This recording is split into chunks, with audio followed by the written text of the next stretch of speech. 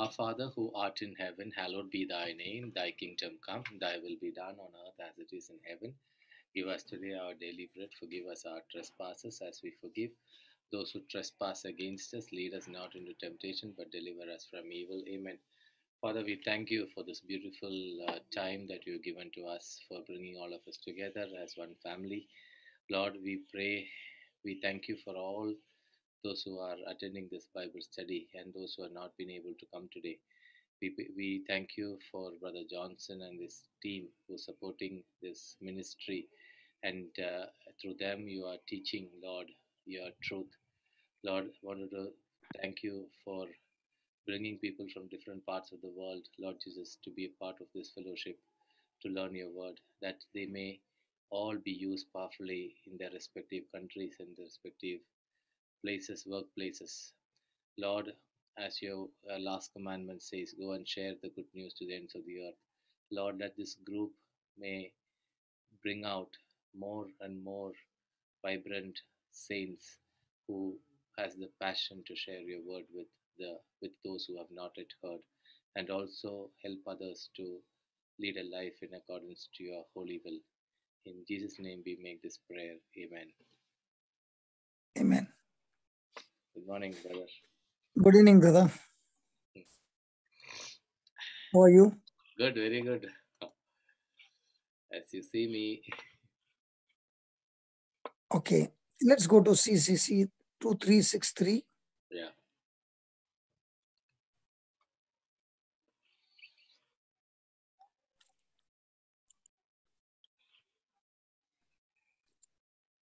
Thank you, Jesus. So, what is the news by the time Marita puts in? The news yesterday is, this gift of tongues. A lot of people, experience a very powerful presence of Lord, and I got some of them who got for the gift of tongue for the first time, shared their experiences. So it was an excellent thing. I think we should build up, or rather, the Lord will build this group with more and more people coming to know about this. So I have shared also this video with all those who are part of my mailing list. So in case any of you are not part of my mailing list, you can send me a WhatsApp message. I'll keep you in the group, and I will keep posting those messages. 2363. Yeah, go ahead. 2363. Yeah, go ahead. So that is a feedback. It's been an excellent feedback, amazing feedback. Okay. God, yeah. 2363, Baba. Marita.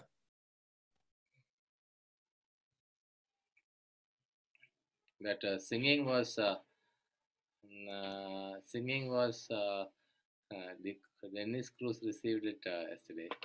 Sister Sinjina got it. I was very happy because she's a very good friend of mine. Sister Sinjina, she's from this congregation. She's a nun, and she got the gift of tongues. I don't know whether she's there. Okay. So she was very excited about that. Then a couple of people from Malaysia, Singapore, India. So all of them got. Praise God. Praise God. Praise God. This is just a beginning, brother. Yes. Because as we get to the benefits and we start praying in tongues every week after week, what we are studying from Monday to Saturday will start becoming flesh in us. Yeah. So before you start, somebody asked which number. So my name is Jose. I am the host. My name is there, and my number is there also on the screen. I'm wearing a white shirt with the camera on, so you can note down my number and send me the message if you want any communication to come to you. From Happy Families about the talks, about videos and other things. So you can send me a WhatsApp. Yes, because I just too few people ask where is the number, what number. So I'm just telling you. Okay, thank you. Over to you, Yeah, brother. just talk about CCC. Right, 262363. No, many people might be not knowing what we are doing. Okay, yeah.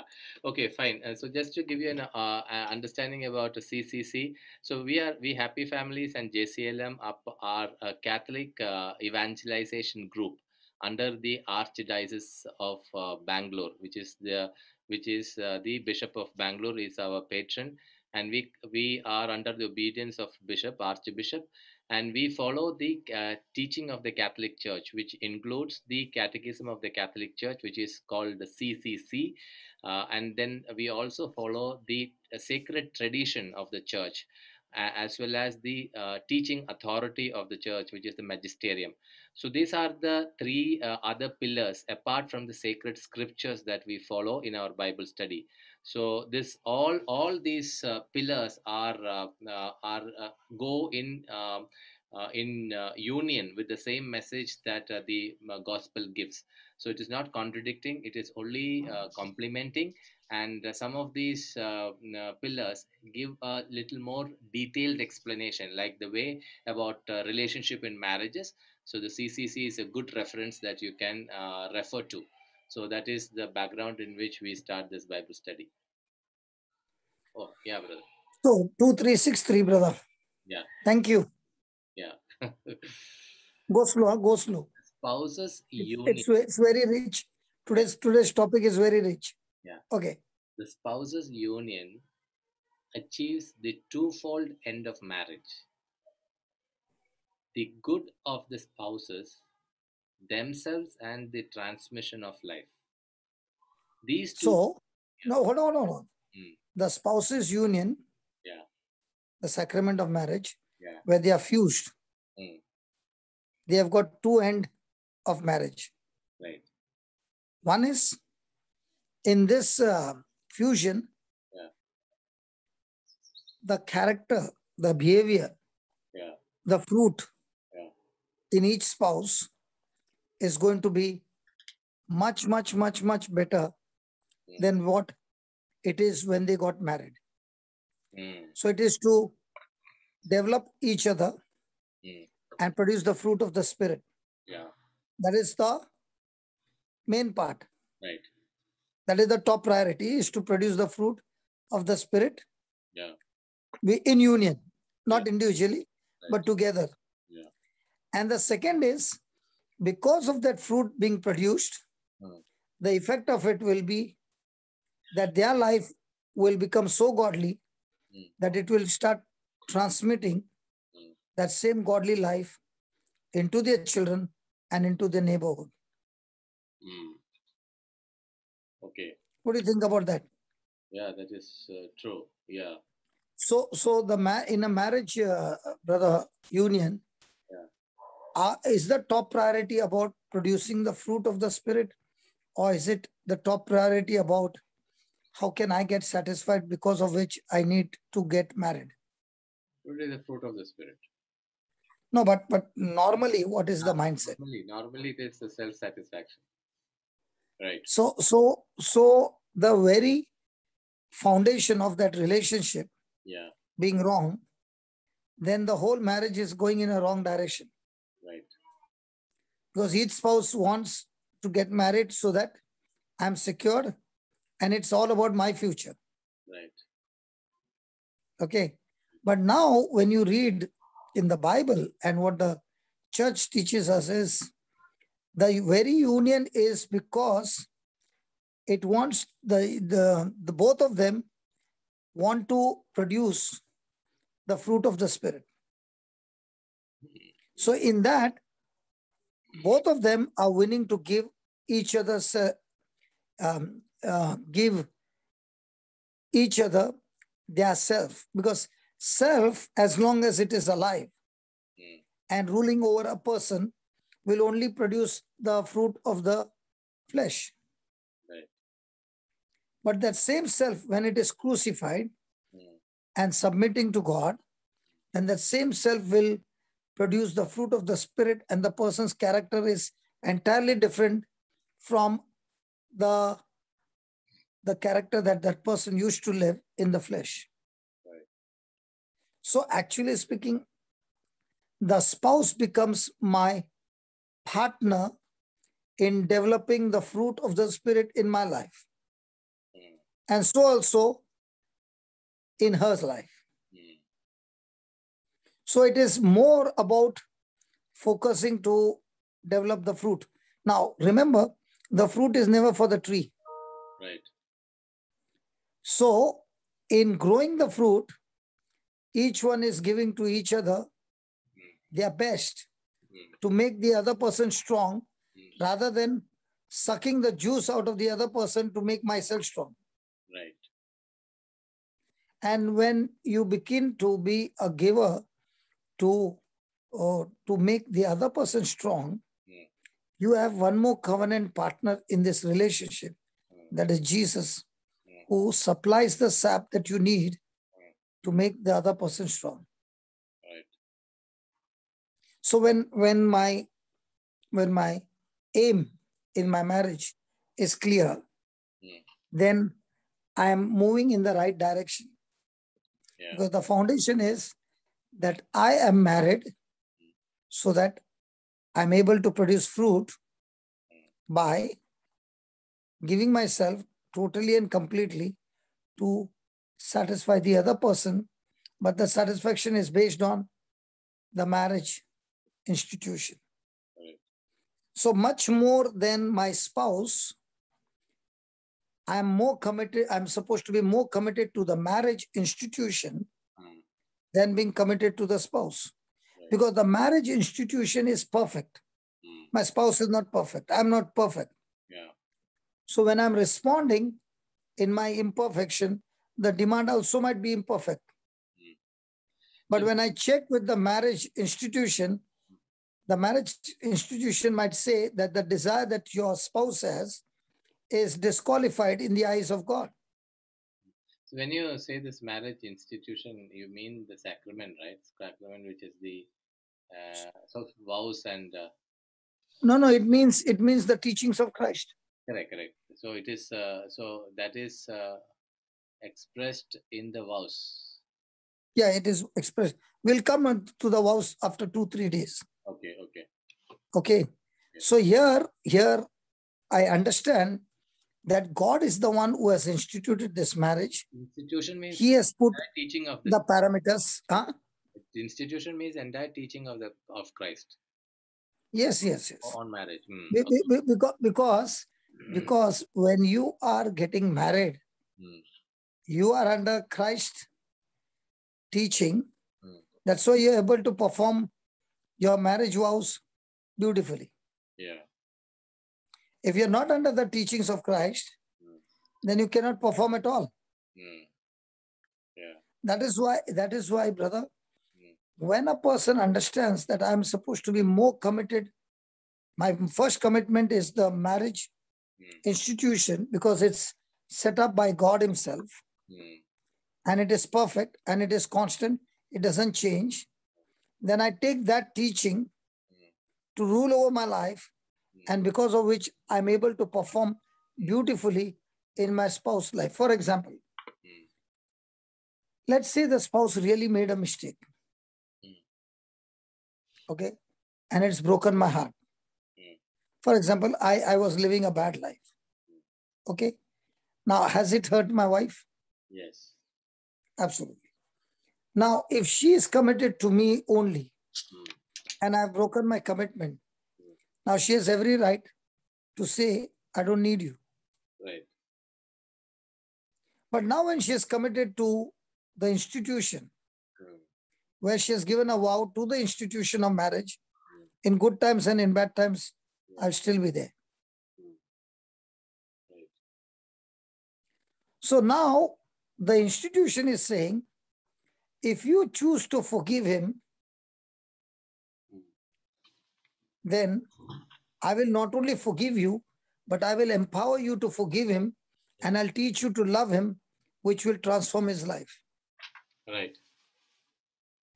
So now the spouse who is hurt is drawing the strength from the institution of marriage, okay, so that the spouse is able to forgive by faith, from the heart, And because of that forgiveness and that seed planted of forgiveness, the spouse is able to experience the change, and the marriage has become now much beautiful than before, because one was in the flesh, one was in the spirit, but the one in the spirit chose to forgive because the Bible says so, because Jesus says so, and that forgiveness has led the other person out of darkness into the marvelous light. But the problem is when both of them are not. How do we? Even if they both of them are not, then you and I come into the picture where we start praying and start introducing them. Not, see, brother, the godly marriage is not a one time. It's till your last breath. You're still work in progress. Right. Anytime. If you understand that, then your life becomes easy. Absolutely, brother. It's not a switch of a button that everything will change. Right. You know, this fall can happen to anybody at any stage.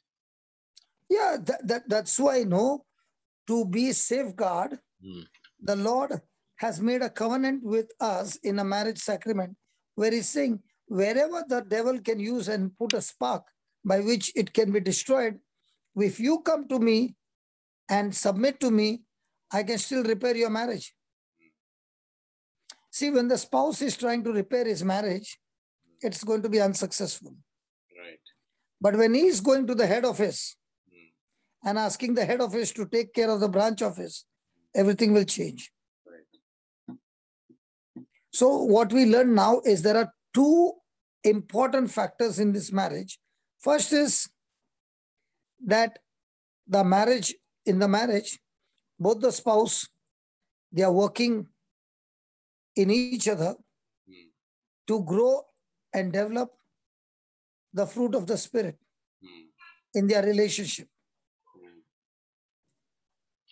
Right. And two, with the level that they are growing, they will start transmitting the same kind of life into their children and into their neighborhood. Right. Then read the next line. These two meanings or values of marriage cannot be separated without.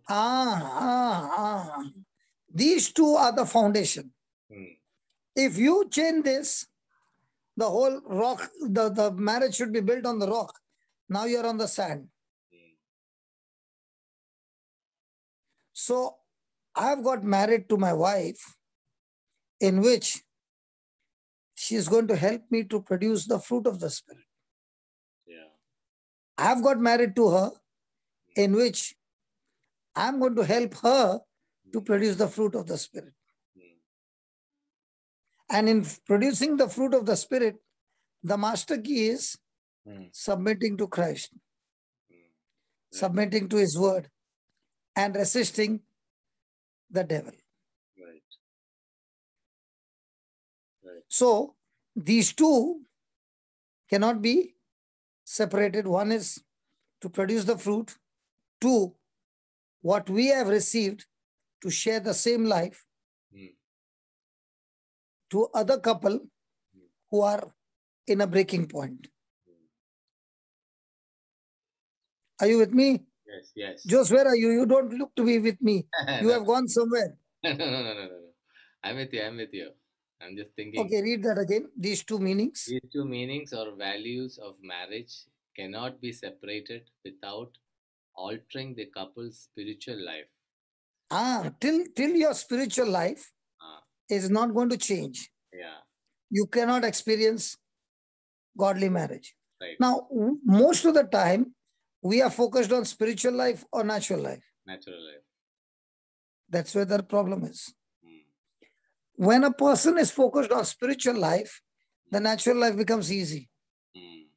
Even if it is bumpy, even if it is stormy, but the spiritual life will keep you with faith, patience, and endurance. Right. So read again these two meanings. These two meanings or values of marriage cannot be separated without altering the couple's spiritual life and compromising the goods of marriage and the future of family. So when a person is thinking about the future of the family, then everything changes. Now, for example, I shared with you how my parents were not educated and how they brought us out. Right. And this, and when I lost everything, and I was thinking, my father and mother, without education, could give us this platform. I, being a graduate, what am I giving to my children? So the father's heart is always that if my father has got me up to the 5th point, I must see to it that the next generation is not on the 5th point, at least to the 8th point, some increase. Right. So if that is the focus, then you are always going to see that in the baton running relay, you gave the baton to the next generation on a better platform than what you had received. Right. So that's the aim of your marriage. Yeah. That the eaglets which are born in the nest will be even better eagles than we are, and for which we are willing to give them better education, first the spiritual, and then the academics. But what has happened is the other way around. Right. First the academics, and spiritual is not to be seen. Right. So what happens? These plants, they grow up into trees. They're excellent in the academics, but very bad in their spiritual. And that's why the fruit of the spirit is not there, but the fruit of the flesh is to the peak. And now the same parents are saying, I did all this so that my children can have a great future. Yeah. Yes, they're excellent in academics, they're excellent in their job, they're excellent in their money. Yeah. But now, how to use their money and how to use the resources, they are using it for the entertainment of the world. Right. Yeah. That's what we're seeing in many families. That's what is there, right from the beginning of time. Then the conjugal love of man and woman thus stands under the twofold obligation of fidelity and fecundity. See, some of the words are so big that I did not understand. Yeah. Okay. But what I understood, let me explain. Yesterday, I had given some notes to write. Right. Shall we go to those notes? Yeah.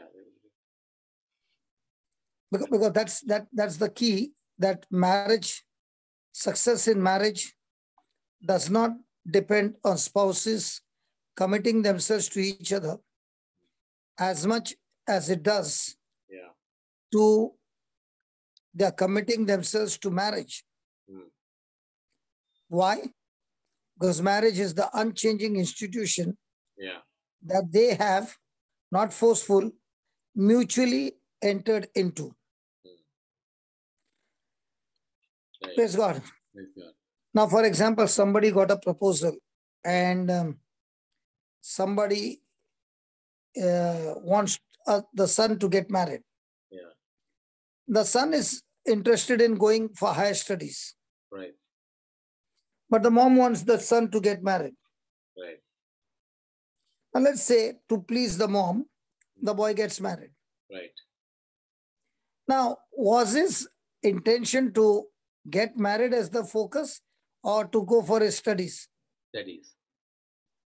So now, when the focus is changed, has he satisfied the mom? Yes, satisfied. Yes. Yeah. But will he be able to satisfy his spouse? No. Because he's not interested in the spouse. Right. He's interested in his academics. Correct. Correct. So now, can that cause problem? Can. So, the first thing is, when a person is saying, I want to get married, is saying, I will make marriage my top focus. Right. So when I make marriage my top focus, then I'm committed to Christ. First, I'm committed to Christ, and then comes my commitment to my spouse. It's not the other way around. Right. If it's the other way around, it's going to end up with breakage. Yeah. Because marriage is study. It is unchanging institution. It is entered by two people who are constantly changing as they grow and mature. Now, during this change, Right. there will be frustration, there will be friction, there will be pressure, and there will be, the ignition for conflict can be at the tip. Yeah. But when this storm begins, before it begins, if both the spouses respect and honor marriage as the top priority, then the stability of that marriage will be extremely strong. Because at that time, we use stabilizer. Yeah. I don't think so. In Bangalore, you use. Yeah, we use. It comes with all the. But if you go to Bombay, in nobody's house you'll ever get a stabilizer. Why? Because we never use, because our currents don't fluctuate. Oh. Bangalore we have. Bangalore we have so many. All over India you have, except Bombay. And the reason is because of Tata's supplying the power. So in Bombay, you go to anybody's house, you'll never find a stabilizer. But you go to Mangalore and Goa, everybody's house, all the big gadgets have got stabilizer. Why do they have stabilizer? Because there's fluctuation. Right. So also in the spouse, there's going to be fluctuation, because both are of different nature, priorities, taste, desire, everything is different. So there's going to be a demand and there's going to be a fluctuation. Now, if they have put a stabilizer called marriage, sacrament of marriage, as the top, and from there it's passing through the power, then it will be maintained. Yeah. But if the same gadget has got no stabilizer and the power is got doubled up, when you come back from office, you'll find your TV has melted. Yeah. Correct. So tell me, we have all got married. Yeah. Okay, in the church. Yeah. We have signed the documents, everything. And we got the stabilizer certificate, everything. Yeah. But in an everyday life, do we go back to the institution of marriage to see what marriage has to say or what I say? What I say. So how many marriages you have got where there is a stabilizer called marriage? No, it is like Bombay only. but in Bombay, the current is not fluctuating. Yeah. You ask anybody from Bombay who is there in this session. Anybody from Bombay? So many of them are there. Hey, Jesse, in your life. Okay, Jesse is there. Thank God. Jesse, in your whole life, okay, right from childhood, how many times have you even heard that there is a word called stabilizer? I did not know, brother. I never heard. No fluctuations. Only when she came to Bangalore, she came to know. Yes. No fluctuations, brother. Are you from Bombay, Jesse? Yes, I'm a Mumbaikar. Also me. Yeah, see, so many people. You go and ask anybody, they don't know what is a stabilizer. Yeah, but we have UPS in Bangalore, brother. But you I'm ask also from Mumbai. They know UPS, they know inverter. We don't even know what is an UPS. Yeah. See, all those who are there, they will agree with me. Yeah. Absolutely, brother. See. So many Mumbaikars. Where from? So in Bangalore, we don't even those in Dubai and all, no?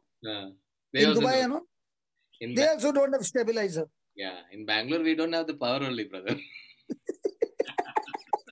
Brother, but once it went off in Bombay, the first time it went off in Bombay some time ago. Yeah. That is once in some machine can break down, okay. But normally nothing, right? Yes, right. So also, Don't let so also, Bangalore down, Jose. Don't let Bangalore down. You're No, no, living in Bangalore now Bangalore. has moved into UPS. There is no, it is whether you let powerful Bangalore place. down or not, the facts remain the same. No. See, listen. Are we here for arguments? No. We are here for truths. Yeah. So the truth is, the stabilizer called marriage Yeah. is unchanging. Yeah. It is perfect and it is constant. Yeah. Whoever you are, Mm. whichever nation you are, whichever, it is a universal truth. Yeah, correct. When a person who is married Mm. puts that marriage as a stabilizer, uses this and respects that stabilizer called marriage, then he knows that any fluctuation that takes place, stabilizer will maintain it. Mm. And that's why it gives a husband and a wife Mm. a solid anchor.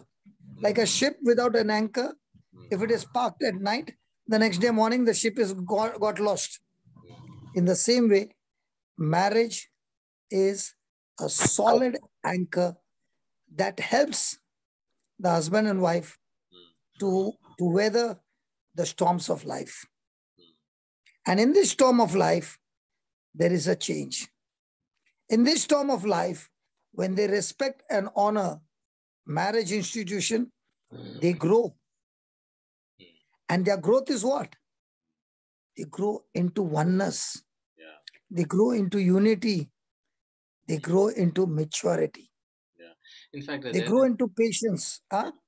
you would have heard about this Edmund Antavo, no? Edmund Antavo from Goa. Have you heard? Brother Edmund Antavo.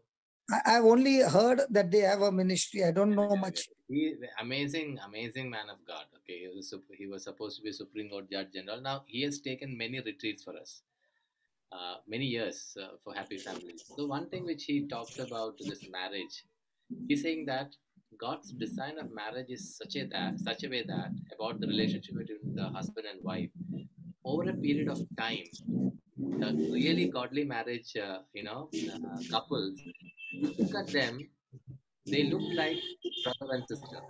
Even their face, everything will merge, like look exactly, because this is the way the Lord, brings that kind of unity between them. It looks like brother and sister, which is very difficult to conceive. But the love in which they enjoy makes it in such a way that they are born from the same womb. So that is the closeness in which God brings this couple. So he beautifully explains that. And I just wanted to share with you. Yeah. Yeah.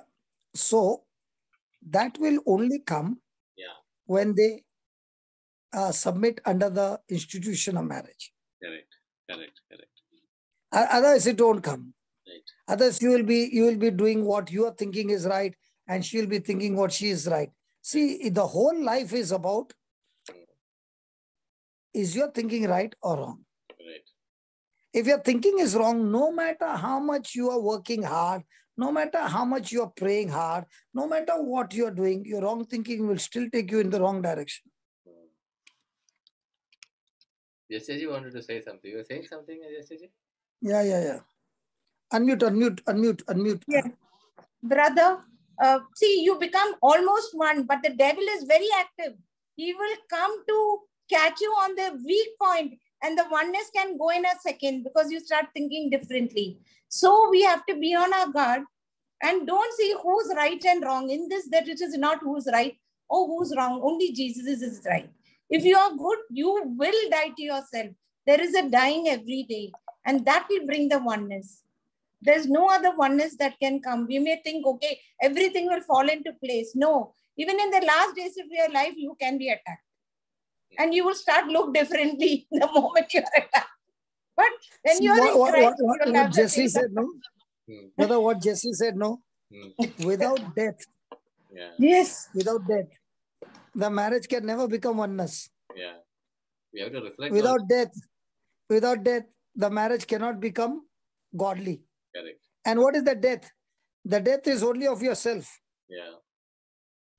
So how long can you keep yourself crucified on the cross? Yeah. You're a winner. Right. So actually speaking, in a godly marriage, especially when the storm comes, like she said, suddenly there will be an attack, a misunderstanding. How quickly can you put yourself to death? And as she said, it's not the question of whether I'm right or you are right.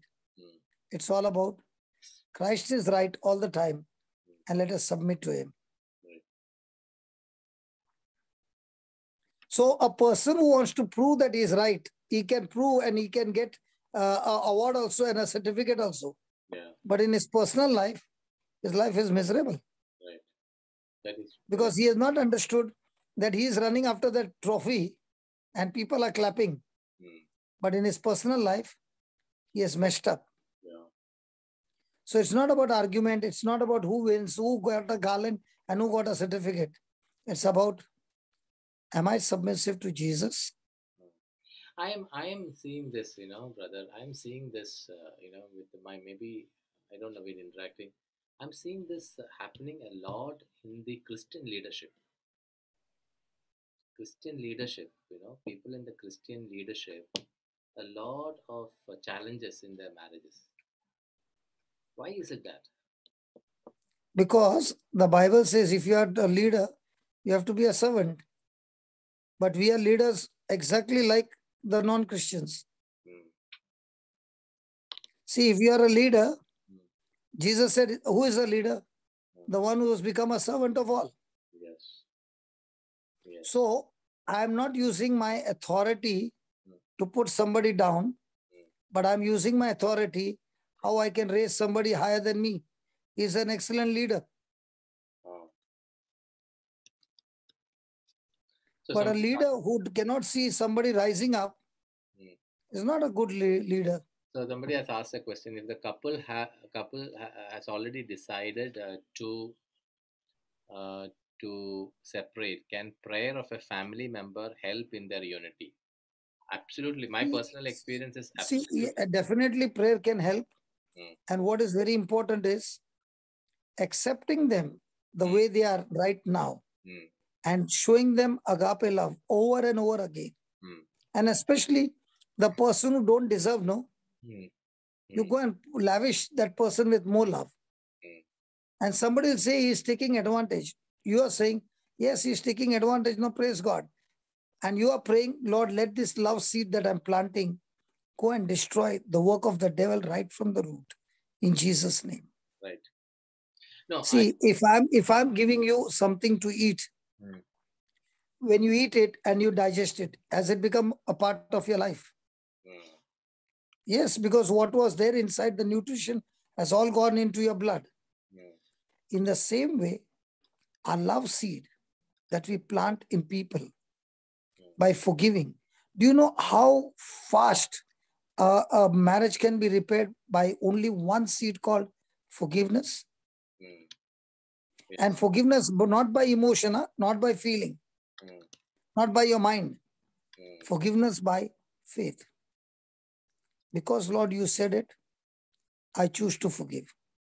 Irrespective of how the person responds. Whether he accepts my forgiveness or not, that is his problem. Yeah. But from my side, I want to be clear and I forgive and I want to do good and I don't want to talk anything bad about that person, but only talk good about that person. Right.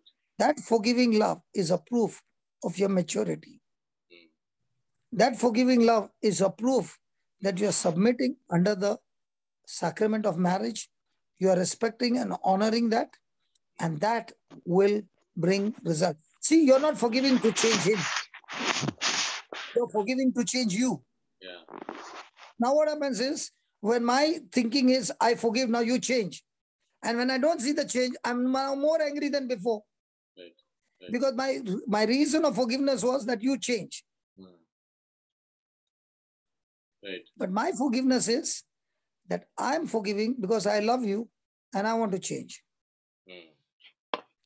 So in a marriage, brother, if I'm thinking of changing me, then the marriage is beautiful. If I'm investing my time to change the other person, then comes the problem, because in this world, you cannot change anybody. Right. Right. The only person you can change is you. And if you're only focused on changing you, the proportion to which you change is going to be a change all around you. Because now, when you change to the word of God, now the one who is in you is far greater than the one around you.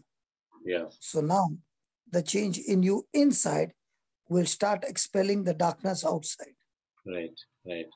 And in into this particular question the person asked, I can tell you one thing is that my personal experience, I can't reveal the name of the the details, but in this particular case, the couple, one of them was going through severe struggle. The biggest advantage that person had was a person, she herself changed, but more than that, her family supported her, even though it was not her direct family, but the family supported her so much that she could revive the marriage after for a long time. It's a big story which but I can tell you that it is possible, the family supporting and praying together. And as brother said, if we share that agape love, just accepting the other person as they are, as he or she is, I think can make a huge difference and revive the marriage. Brother, that's why very, very important is respecting the sacrament of marriage. Honoring the sacrament of marriage. See, one thing is that you get involved with God, God gets involved with you. Yeah. That's why he says, first you draw closer to God and God will draw closer to you. Yeah. Yeah. So when you're drawing closer to God to change you, the problem comes when I'm doing things to change the other person. That's out of focus. So that is one part. That is one issue, brother. But the other issue which I have seen is the victim. No, we call that person who is suffering. We could be a husband or wife. They also get into kind of a self-pity mode. Because that person is not respecting the marriage, brother. Yeah, so self-pity mode at the same time. A person, okay, you check a person who is very, very emotional person. Okay, very, very emotional. No matter even if that person is praying from morning till night. Come on, I challenge you. I am not saying that person will be very, very miserable, brother. Because that person's decisions are based on his emotions. And God doesn't want you to live by sight. He says, the just shall live by faith and not by sight. Right. So I am not even saying that person is praying. I am saying that person is moving into a state of self-pity, self-rejection. So brother, when that person is blind, don't take him back into the marriage problem. First take him and say, you got a personal problem. Let's work on the personal problem first. Yeah, Jesse. This is giving a lot of inputs. Yeah, I'm telling you my personal experience. I'm a very emotional person. In the young age, I thought this should change, that should change. And that was a retreat after many years, just one evening retreat. When I listened to every day, Father would give an example. I followed in self-pity. The last day, Father was giving an example of a lady who was complaining about her husband and the situations and people. And he said, if you are so good, you will forgive and be good. It touched me, brother. I started working on that area over a period of time. God showed me I need to change, understand the word more. That changed me from inside out little, still changing till the last moment of my life. But always there is a struggle. No, it's not easy to change. Okay. Yes. I'll give you something practical that can change. See, we always say you need to change. You need to this. You don't need. But nobody gives us the process. Come on.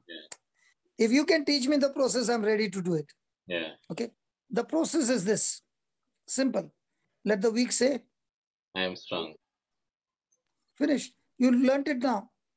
So don't say what you feel. Say what you desire to feel. Yeah, just give Tina Thomas. Brother. Yeah. Can you hear me, brother? Yeah, loud and clear. I can hear you. Yeah, actually, I truly agree, because the self-pity many times when it comes, because we don't know, like I said, no, after coming to this, I also have this, when people, generally, I don't like to fight back. So when people say, I will try to, keep quiet, or take it upon me, and that leads to self-pity if we are not in God. And like brother said, no, the right knowledge of the word has really helped me to, even now I don't talk back, but I don't feel bad when I'm not talking back, because I feel a strength, there are certain verses that comes into me, like brother said, let the I weak got speak. somebody on my side. So I don't feel I am, it is just the knowledge of the word. It's my personal experience I'm telling. See, knowledge of the word will not make you victim. Yeah. Knowledge of the word will say, okay, I've got a formula. I'm a farmer. I can plant spiritual seeds and change the situation of my life. I don't know about others. That much I've got. Each one I've got a choice to change my own life. So when I'm feeling weak, I will put that song like Hallelujah, and then I'll say, I am strong in the Lord. I am strong in the Lord. Strong, strong, strong, strong, strong. And I'll make funny faces. Lord, thank you that you've given me the power to forgive.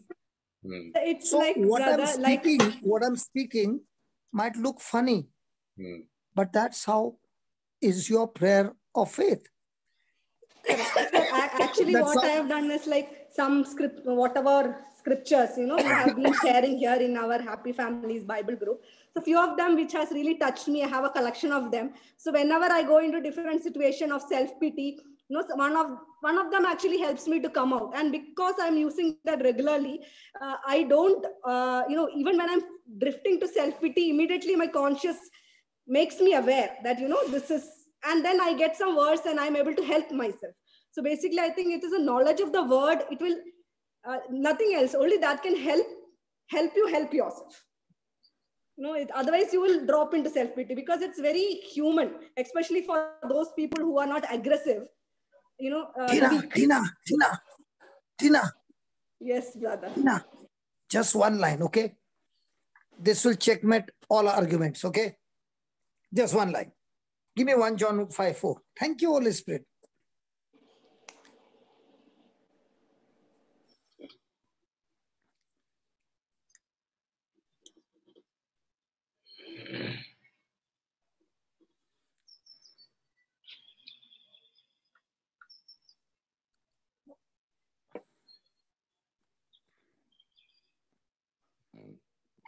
Yeah.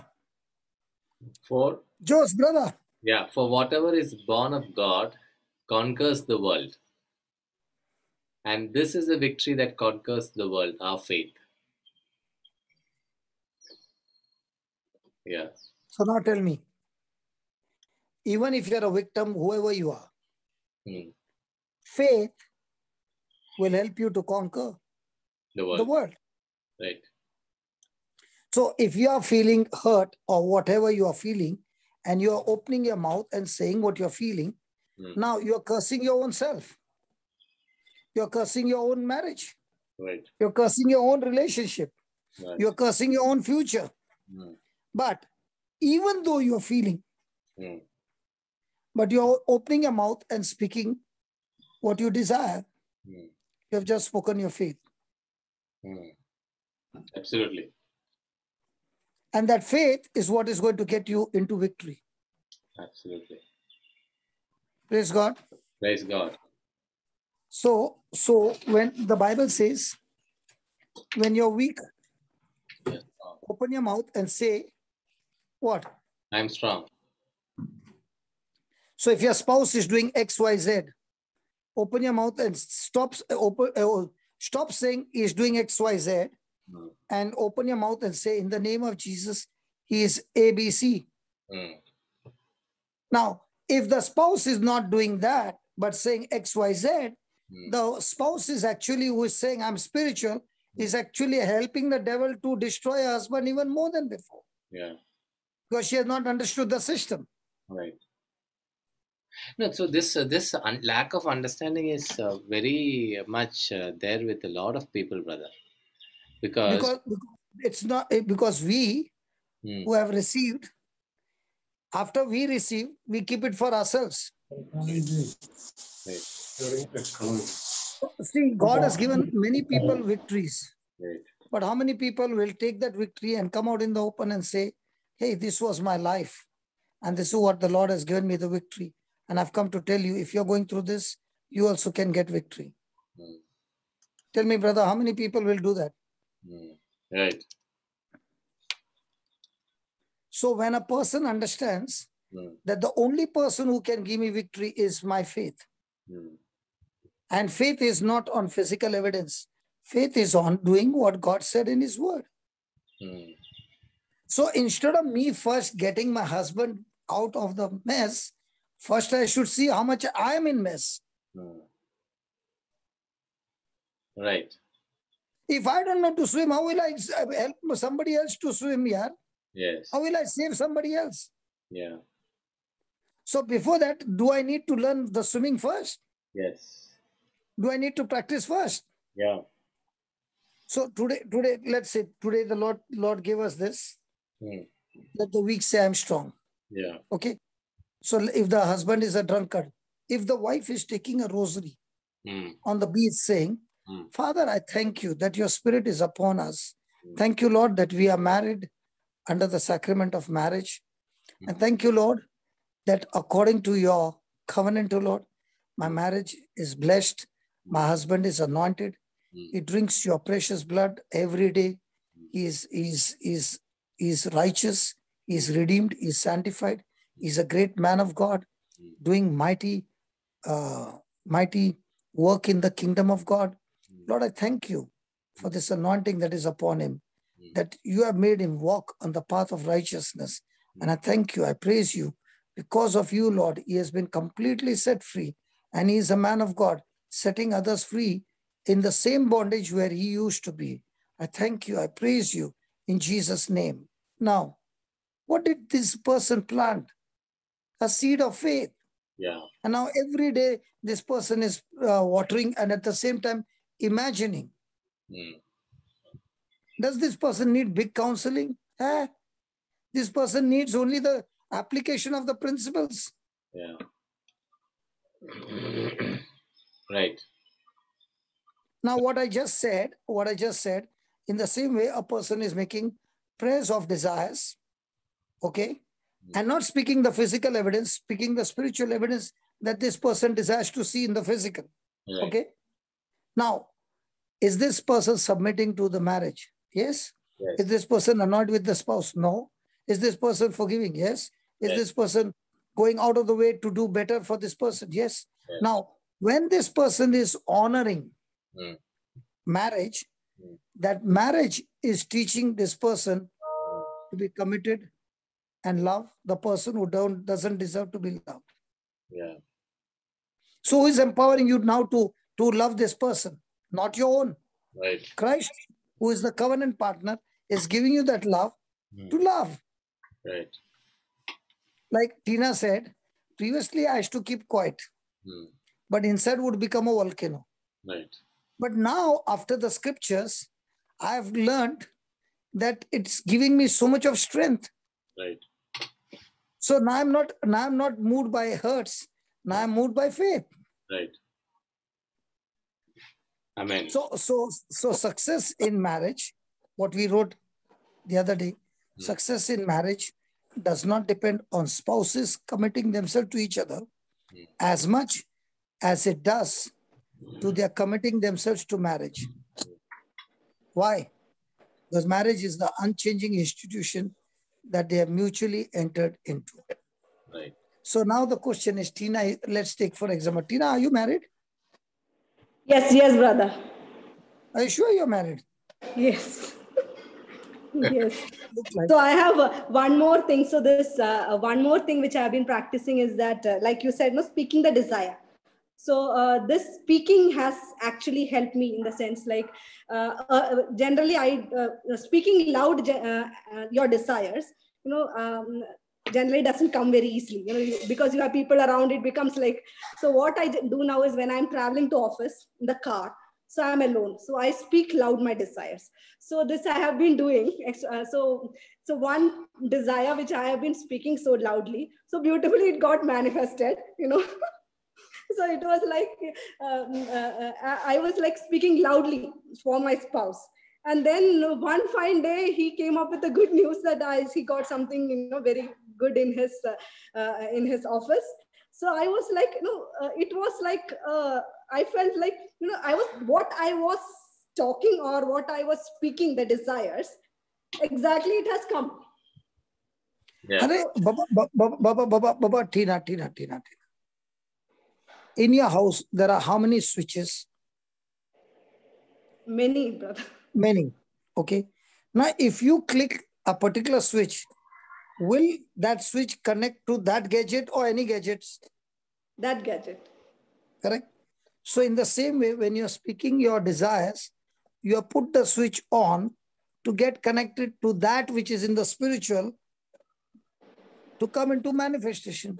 True, brother. Now you got surprised and you were saying, wow, but this has Yeah. been the spiritual law right from the beginning of time. Correct, brother. So I was not aware of this. No, when I am sharing this with people. Say that again. I was not aware of it.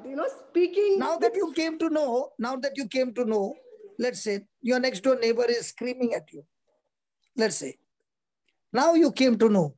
So now will you react to what he's talking? Or will you say, hold on, I'll go and press my favorite switch. My neighbor is the best neighbor. He is an anointed neighbor. He is loaded with God's mercy. He is loaded with God's grace. He is blessed. His generation is blessed. And every day you're saying, suddenly you see the neighbor, he's not screaming now like before. Why? You know where to press the switch. Now, was that difficult? No, it was not. It was just a matter of practicing and believing, that take the courage to speak loud. That's just one. Take the courage to speak loud with the, scripture, some scriptures too, and then speak your desire. So it is that lack of knowledge and lack of courage, which is actually leading people to stay in self-pity. If courage we can comes get because that of knowledge, courage okay? to speak out loud, hello. solution for courage everything. Courage comes because of knowledge. Yeah. Okay. Now, from the time you began to understand, you are saying how foolish I have been all these years living by sight. Yeah. Being a Christian, having the Holy Ghost, having the Word of God, having all the promises of God, I've lived the most lowest life by speaking my feelings and my senses. But emotions, now I've learned to crucify my feelings and saying, this fellow is my enemy. My enemy is not the person hurting me. My enemy is my emotions. Yeah. So now what that person has said, I'm going to bless that person. And I'm going to say purposely. Have you ever heard this man purposely irritates me? Like see, Brother Jose, exactly at 7, he'll purposely put his hand up. Have you noticed that? Yeah.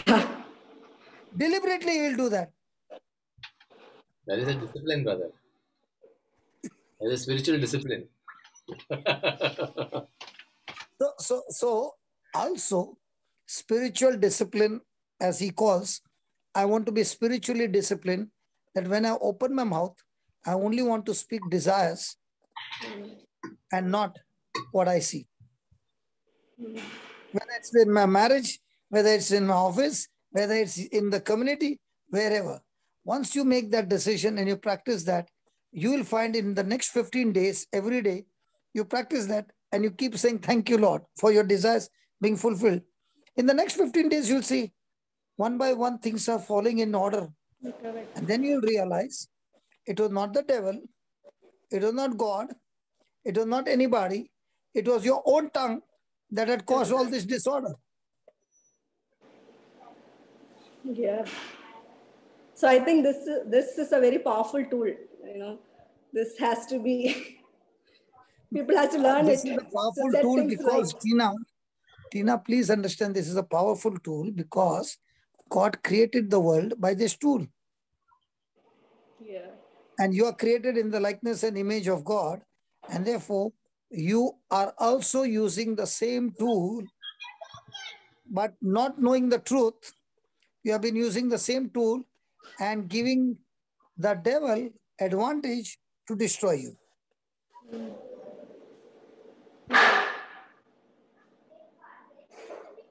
Yeah. Praise God. Praise God. Somebody has to raise their hands.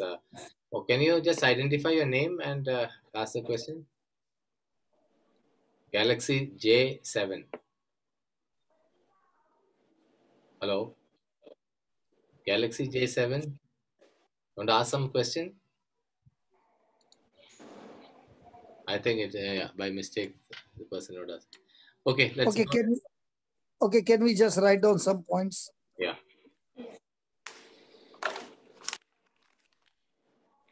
It is not who we love, not we. I love. It's marriage, huh? So it is not who I love,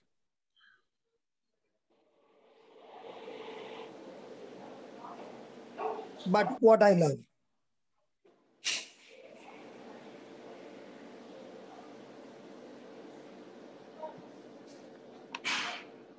The Bible presents marriage as an institution, that should be highly respected,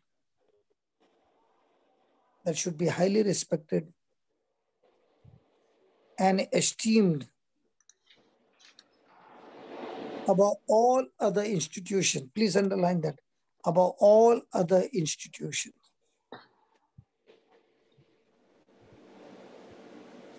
Hebrews 13:4 says that.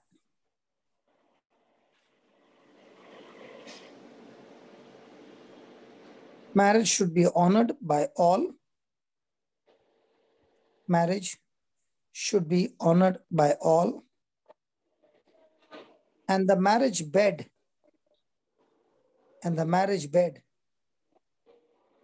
kept pure.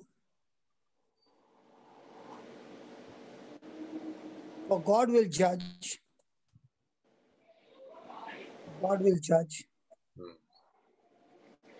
The adulterer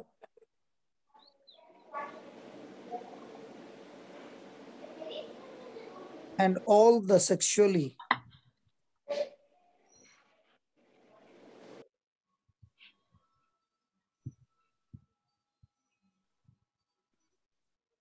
next line. Marriage is honorable and all the sexually immoral, okay? Sorry. And all the sexually immoral. Marriage is honorable in all, which means whole, thoroughly,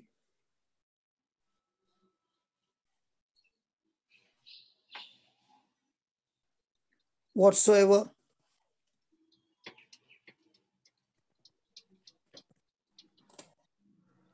and whosoever.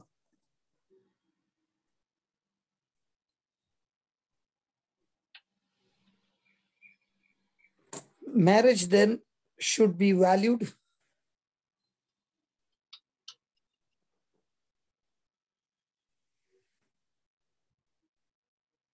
and esteemed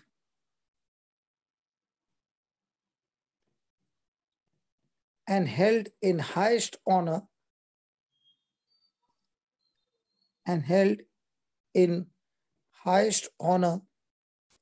at all times,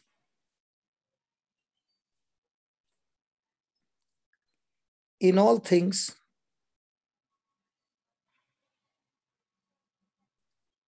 and by all people,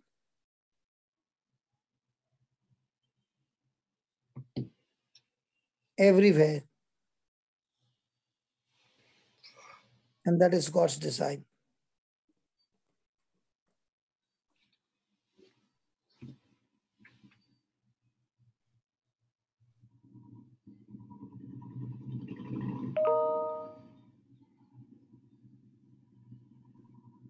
So, brother. Yeah. Hebrews 13:4. Let marriage be held in honor by all, and let the marriage bed be kept undefiled, for God will judge fornicators and adulterers. AMPC.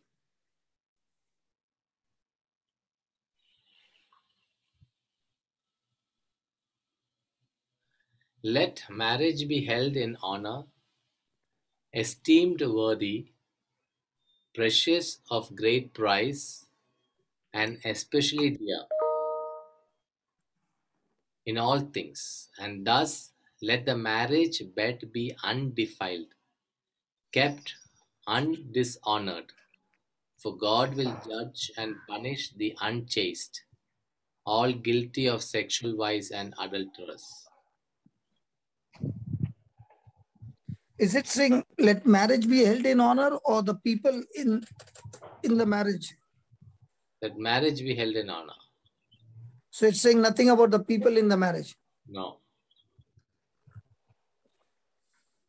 कहाँ पे रखूं? So that means the husband and wife should honor each other, Right. hold each other in high esteem, Yes. 100%. But what makes what makes it work? Marriage makes it work. Yeah. When you esteem अभी it नहीं, अभी खाया मैंने. worthy, precious, and of great price, and especially dear in all things. Hmm. So what is more important is that they honor and esteem marriage itself. Yeah. Okay. So why is it like this? Because not throughout the day I am lovable. Sometimes I can be extremely, hurting people around, Yeah. hurting my spouse. Yeah. Okay. Sometimes a person might do something foolish, Hmm. and that foolish decision or that action Hmm. can cause the spouse into extreme pain, hurt, or even make the spouse angry. Yeah. So maybe he or she has done something that is, very, very painful. Yeah. So either way, whether the husband or the wife, but when they hold the marriage in high honor and esteem, that marriage teaching of Christ will help now the person to get over those bumpy times. Right. Especially when things are not going right. Yeah. And there's, situations which are absolutely painful, pressure, heat, difficult to honor. Praise God. Praise God. So one of the master key to a long, happy marriage is understanding that it is not who you love, but what you love. And that's important. So now you mean to say it's not who you love, but what you love? Yes. Let me give an example. A is a husband. Yeah. Let's say Peter, and wife is Mary. Okay. So they both are young, and during the youth days, Peter meets Mary in one of the gathering and is extremely attracted to Mary. And Mary is also looking at this Peter. He's tall, handsome, and he's a good athlete, and he has got a good job and everything. So she's very young, beautiful figure, very attractive, very intelligent, long hair, praise God. She has also got a good job. And they start having their friendship. Yes.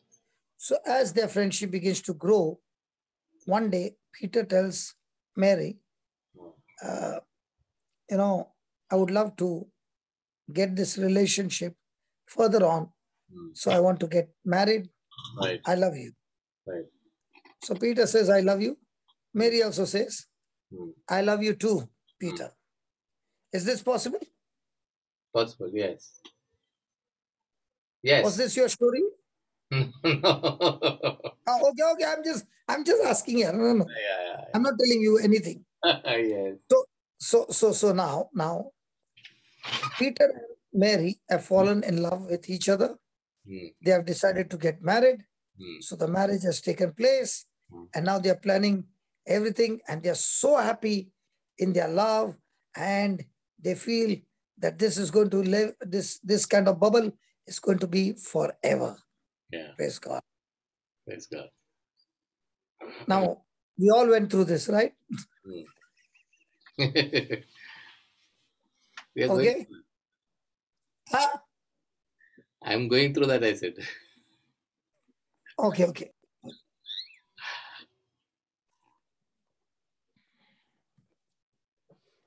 Thank you. Thank you, Lord. Somewhere along the way, they have to come to a point to ask a question. What they love about each other. Because if they don't ask this question, what they love about each other, very soon they're going to get into deep trouble in their marriage. Right. And that we'll study next time. Right. Okay. Why?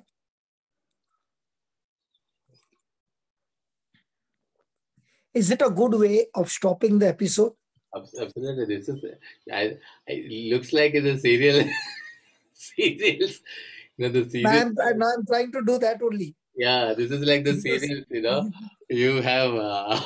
But it is so. See, what I'm sharing with you is practical from the Bible. Okay. Yeah. If they both are in love with each other, so they are in who they love. But if they don't ask a question, what they love in each other, it is going to become a disaster 100%. Yeah. So you'll get this answer tomorrow. So please join in tomorrow. Right. So now we have 10 minutes to discuss. Yeah. Questions? Any questions? I've got still 10 minutes here. I thought they are closing anyways.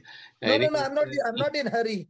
I'm just closing because the whole night the question will be, it's not who I love, but what I love. Yeah. Because only when you are in what I love, okay, it will take you to a beautiful ending. If it is who you love, you are always in a ding-dong like a pendulum. Yeah. Out of 100, I can say 90, 95, 96 are on who you love. Yeah. That's why we become like a thermometer. Yeah. But when you are at what you love, you'll no longer live a thermometer life, live a thermostat life. Right. So come tomorrow for the more details. Right. So any questions you have, please raise it now. It's the question time. When I said no, what you love, Jesse is all the time looking at the right. I'm so sure the husband is sitting on the right hand side. He went there. He went that side. He opened the door. But I can give you one answer about myself, brother. Okay. It was before I got married. It was a commitment to love. I told Jesus, this is a commitment. I did not look at anything else. And it was that commitment to hold on to that institute of marriage right from the beginning. I did not know to pray much before marriage. I should get a boy like this or like that. But on the day of the wedding, the only prayer I made is, Lord, make my family like the Holy Family in Nazareth. And I stuck to that thing. Lord, make it when I fail, make it. So if you say that prayer, it will become a... No, of course, I worked towards it. I found out what the Bible, holding on to Jesus only helps, brother. Otherwise, we are all selfish. We have our own things. Holding on to Jesus is one thing. Yes. And applying the principles of Jesus is another. Yes. Principle of love, of forgiveness. Whoever you are, you can fake the whole world. Yes. Fake the whole world. But there is one thing that even if I'm a good Christian, We fall. Okay.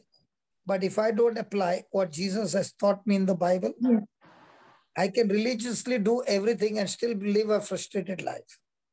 Yes, till we know every day the truth reveals. But when a person is following Jesus' principles, he can be in the total messed up place. Yes. But the moment he starts applying them, in no time, he's coming out of that mess. And every day, sometimes we are in a mess, brother, even after knowing, but we apply again and again, which pulls us out of the pit we sit in. Praise God. Jose, what do you think about this question? Who you love or what you love? Yeah, it is a beautiful question, brother. We should look for the answer. So tonight you'll get sleep? Yeah, I'll get sleep. I'm already sleepy. Dennis Cruz wanted to ask some question. Dennis? Yeah.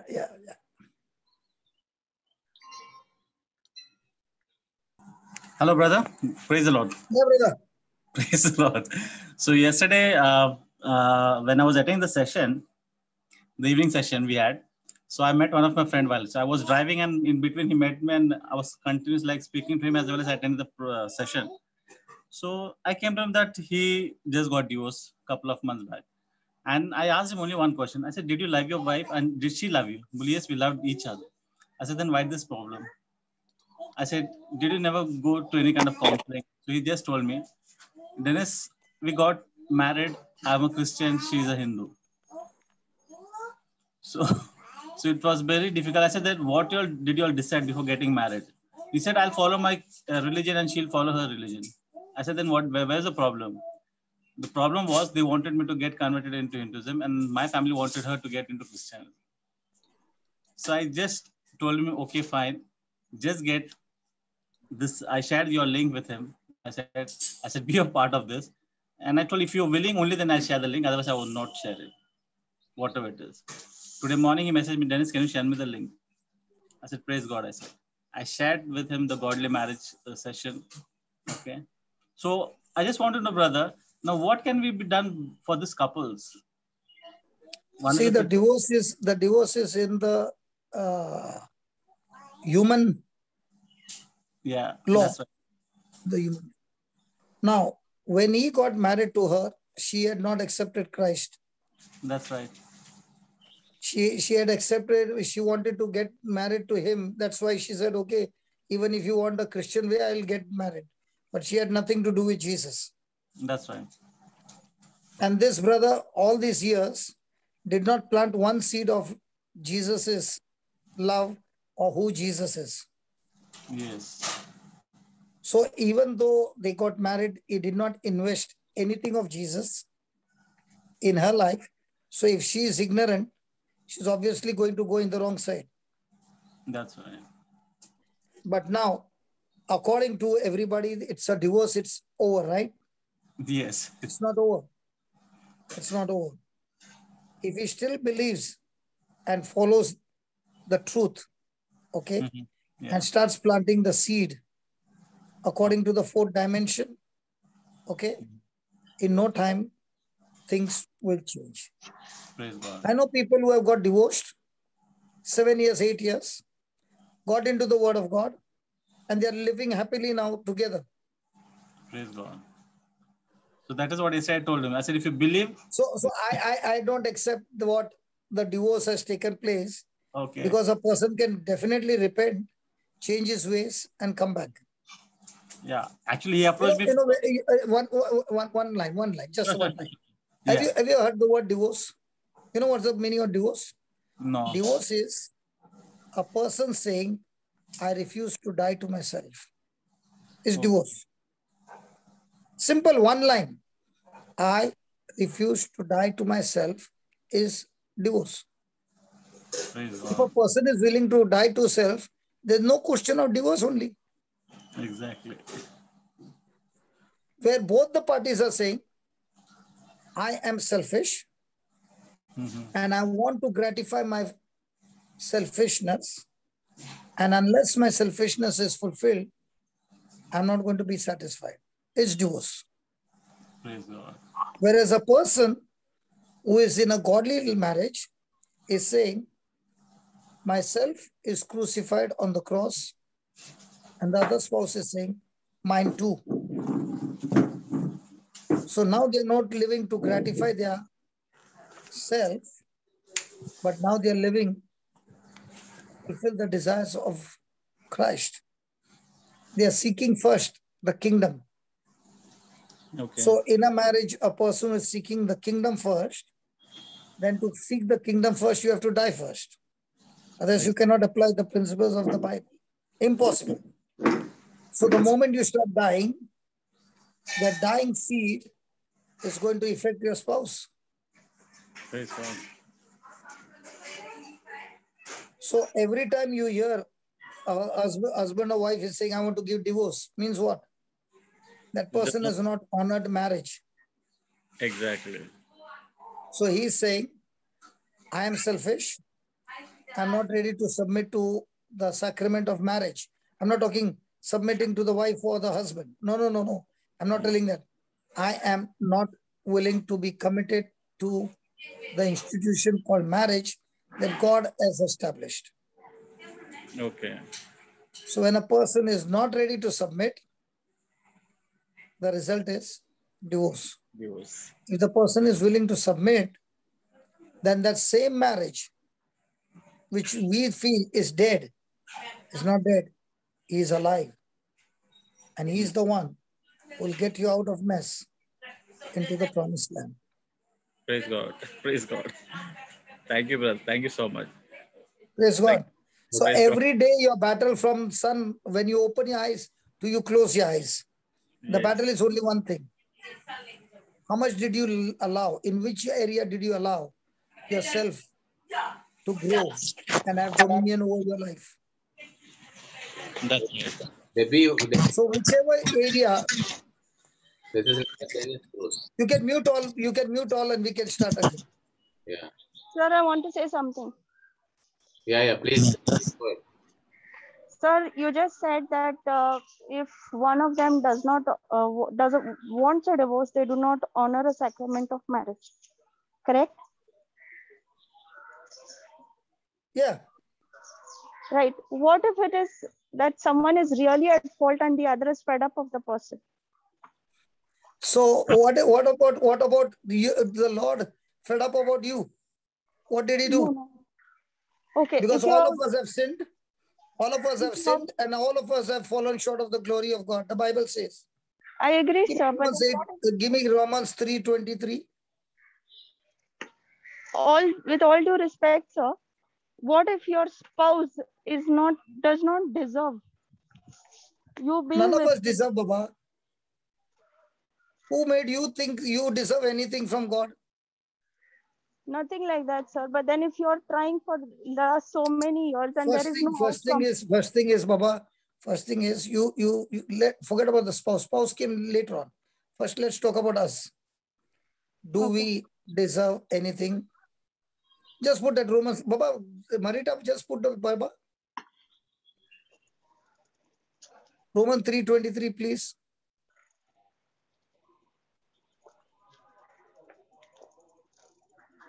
The day you realize what you deserve, then you will be able to look everybody with that same lens.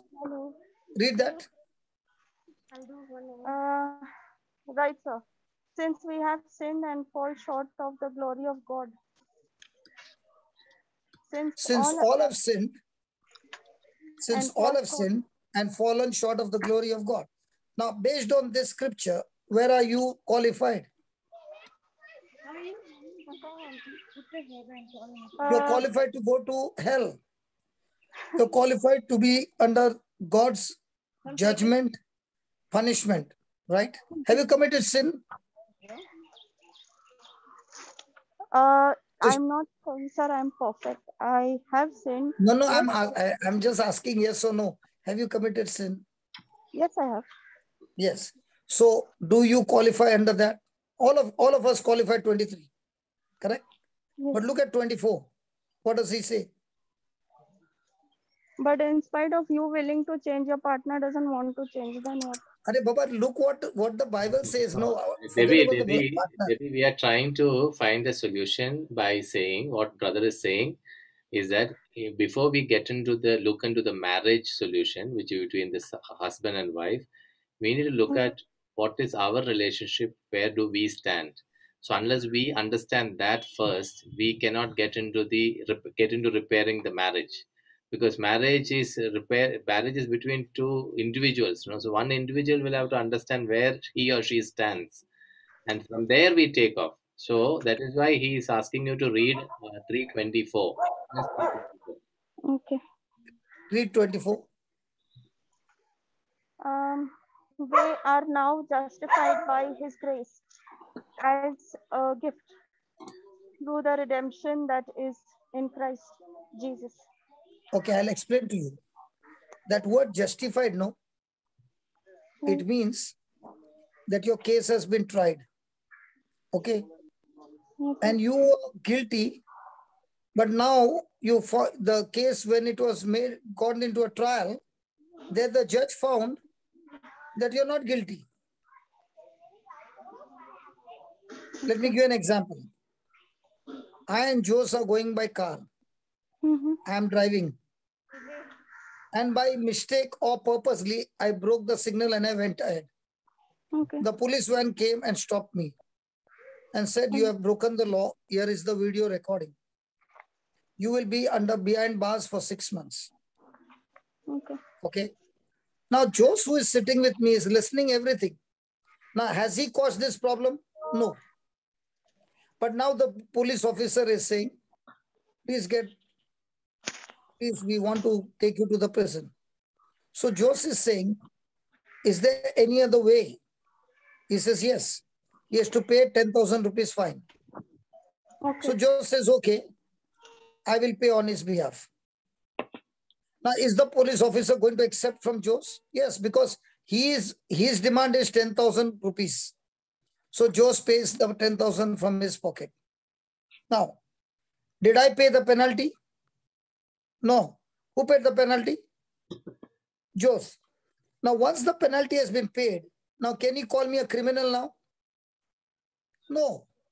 He cannot call me criminal. And therefore, I am justified. I am set free because the penalty has been paid in full. Now, what happened with Jesus is, we had committed sin and we deserve punishment.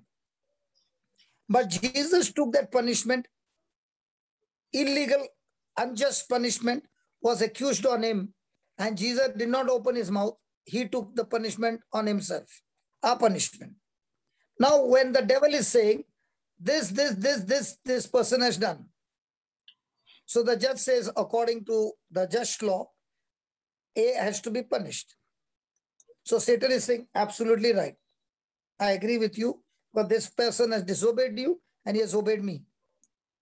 So the advocate Jesus enters in and says, my Lord, the punishment that was due on A was illegally, unjustly put on me. And I have already paid the penalty on the cross, what was deserved by him. So how can you punish two people for the same crime? When one has done the crime and the payment has been done, how can you punish another person for the same crime where the penalty has been paid in full? So now the judge has got no other alternative but to declare you are justified. Means what? Your case has been tried. Even though you are guilty, because the penalty has been paid in full, you are declared as if you have never sinned in your life. That is the certificate given to you by God through Christ, and that is called as justification by grace. Because we have all fallen short of the glory of God. What Jesus did on the cross, I have received grace. Now, if I commit one sin, I'm going to hell. If I commit 1,000 sins, I'm going to hell. So were we all qualified to go to hell? Yes. Have we received forgiveness? Yes. So for the forgiveness that I have received like an ocean, if my spouse is doing something wrong, okay, When I see the magnitude by which God has forgiven me, then what I have received, I can see him and say, Lord, just the way you have forgiven me, I choose to forgive him. If I don't understand from where I have been forgiven, then I cannot forgive him because I'm judging him. I'm condemning him. But when I look at my own life, that I'm also in the same boat like he is. The difference is he is in this area, I'm in some other area. But we all are in the same mess. So the moment a person understands that, then he begins to realize, Lord, you have been merciful. You have shown me the grace. You have shown me the forgiveness. I have not a single word to speak against him because I also, like Jesus caught the woman, they brought the woman who had committed adultery. What did Jesus say? The law says correct, stone her to death. But the one who has not sinned, you throw the stone first. Now, can anybody throw the stone? She has gone caught up in adultery. What about your own sin? So when Jesus looked around, he said, where are those who were accusing you? She said, they have all gone. So Jesus says, even I do not accuse you. Even I don't condemn you. Now, did Jesus have the right to punish her? Yes. But did Jesus show a love or punishment? Love. Now, did that love change that woman with adultery? Definitely. So what is going to change your spouse? Not punishment. Love is going to change. And this love is not a human love. You do good to me, then I love you. That is matlabi love. That is love based on performance. But God's love that I have received, we all have received, is 24. 23 is where we deserve to be punished. 24 is where he's saying, I love you so much that I have redeemed you. You know what's the meaning of redeem? Ransomed you. And what was the price for ransom? His blood to be shed, the punishment to be received, and the death on the cross is the payment that he has done to save you and me. And when you understand the price that was paid to save me is the same price paid to save your spouse. When you understand spiritual things, then it becomes easy to operate on the physical. If you don't understand the spiritual things, then the devil will say, you are so good compared to him. But in the eyes of God, we are all fallen short of the glory of God. None of us deserve heaven. If today we have received heaven as an eternal home, it is because of the mercy of God. So blessed are those who are merciful, they shall receive mercy. Yeah. Blessed are those who are merciful. But if you don't show mercy, there's no mercy for you as well. Yeah. In fact, before we close, I make one statement that what you said, even if a divorce case has happened, there is still hope for them to come back. I think that 100%, brother, 100%. I agree. I'm not saying it is not. I am only acknowledging what you're saying. Maybe we can discuss more how we can proceed with that, because there could be some people who wanted to. Even if you out of the two, you can get one in the garden. Yeah. That absolutely. One can get the other one with agape love investment. Amen. Amen. So let us close, brother. Amen. Father, we thank you. We praise you, Lord. There is so much of joy in your truths. And thank you, Lord, after so many years, we are now learning the truths that was hidden, but now you're revealing it to us, which was mystery, is unfolding. And this is the work of the Holy Spirit, Father. Thank you, Lord, that so many marriages could have been saved if we had to know this truth, even before getting married. Mm. And things would have been so different. But it's not too late, Lord. Our life belongs to you. Our body belongs to you. You have purchased it with your own precious blood. Mm. We are not owners of our own life. Mm. We belong to you and to you alone. Mm. So, Heavenly Father, in the name of Jesus, I ask you, Lord, that this word that we are listening, especially faith overcomes the world. Father, help us to respect and honor the institution that you have planted, which you have established, and help us to walk in love. in faith.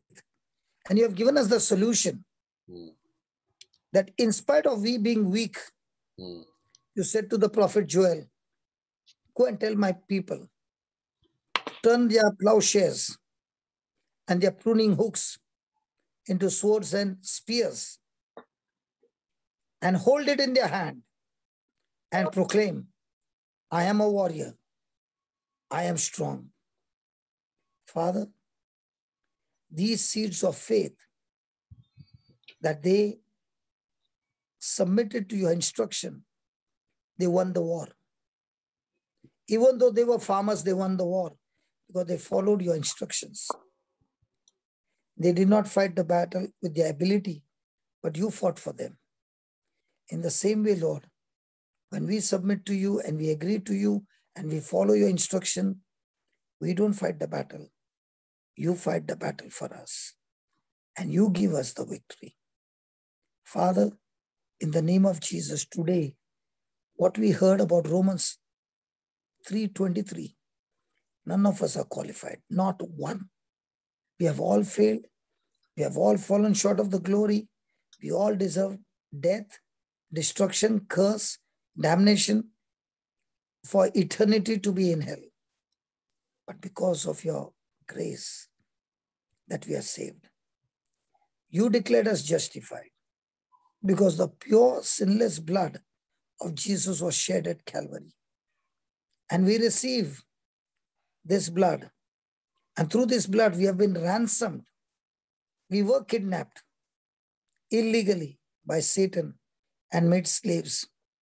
But what you did on the cross, the ransom was paid in full when you said it is finished, and you have set us free. You have brought us out of darkness, Lord, into your marvelous light. Help us always to remember and have this relationship with you. If it wouldn't have been for you, Lord, we would end up in eternity to hell. Help us. Father, help us to remember the sacrifice of Jesus, the price he paid to save me, a wretched man like me, so that when I look at others, I no longer look with the eyes of condemnation like a Pharisee, but I look with the eyes of a good shepherd like you. Help us to change our lens, Lord. None of us deserve to be blessed, but it is only you. So we thank you, we praise you that all these truths that you are teaching us, let us not be questioning the truth, but like a little child, accepting the truth and applying the truth and seeing with our own eyes how this truth can set us free. The devil is always questioning so that the person will not accept the truth, but get into a lie. Let our questioning never take us out of truth, but take us deeper into the truth. But if our questioning is to question the truth, Lord, teach us to shut the devil there so that the devil has no more power to ruin more of our life. So, Father, thank you so much for all that you do and you continue to do in our life. And I believe, Lord, this word that we have heard with your voice is an incorruptible seed, and faith is rising, and this seed is destroying the stronghold of the devil right from the root. And a root stronghold is being raised in each person's mind, but the mind is renewed by the power of your Spirit. Thank you and praise you. And thank you, Father, for happy family. Thank you for each and every member. Thank you for the seed that you planted in their heart, what was only for 20 days, or I don't even remember. It all started so small, and each day it's getting better and better. Lord, it's not the ministry that we are looking to. We are looking only to you. There is nothing called my ministry, his ministry, their ministry. We all serve you and you alone. Thank you for this love that we can share on this platform. And a very special thanks to Jose. He has been so much patient with me, Lord. And I love him for the same. In Jesus' name, amen. You're mute, brother. You're mute. Yeah, no, I was just smiling. Last line of the prayer. No, that's true, brother. That's true. Yeah. That's yeah. absolutely true. Yes. Thank you, brothers and sisters. God bless you all. See you tomorrow. Come for that answer, to the, to who you like love or what you love. Pardon? Who you love or what you love. Who you love or what you love. Yes. Okay. Bye-bye. See you. God bless. Tomorrow, before I start, I'm going to ask you, between you and Sharu, did you have discussion? Yeah. Or did you have discussion with your group in the morning? Who you love or what you love? What you love, yeah. Okay. So tomorrow evening, brother Jose is going to start giving us the explanation first, and then I will explain. Sure. Okay. Bye-bye. I just finished my prayer, and again I started irritating Jose. Yeah. Okay. Bye-bye.